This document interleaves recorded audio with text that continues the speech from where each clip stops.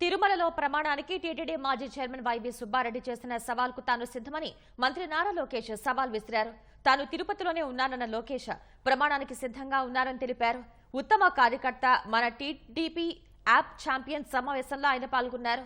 తిరుమల లడ్డూ కల్తీ విషయం తెలిసి షాక్ అయ్యానన్నారు. నేనెందుకు పదే పదే ఫేక్ జగన్ అంటున్నానో దయచేసి ప్రజలందరూ గమనించాలి తల్లి.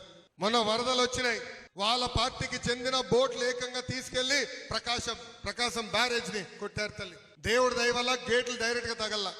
అదే గాని గేట్లు తగలుంటే మొత్తం లంక గ్రామాలే పోయే పరిస్థితి వచ్చేది తల్లి. అడుగడుగున కుట్రలు తల్లి. ఆనాడు ఏం చెప్పారు?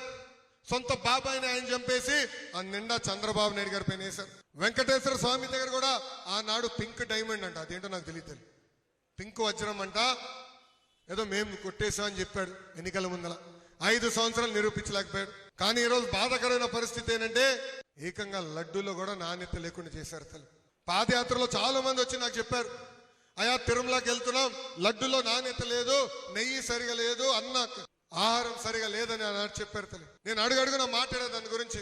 అందుకే చంద్రబాబు నాయుడు గారు కొత్త అధికారి నియమించిన వెంటనే గీ పైన పరీక్షలు, నెయ్యి పైన పరీక్షలు నిర్వహిస్తే దాంట్లో ఏకంగా పంది కొవ్వు, చేప నూనె, ఇలా అన్ని పదార్థాలు. ఎంత అన్యాయమో చూడండి తల్లి.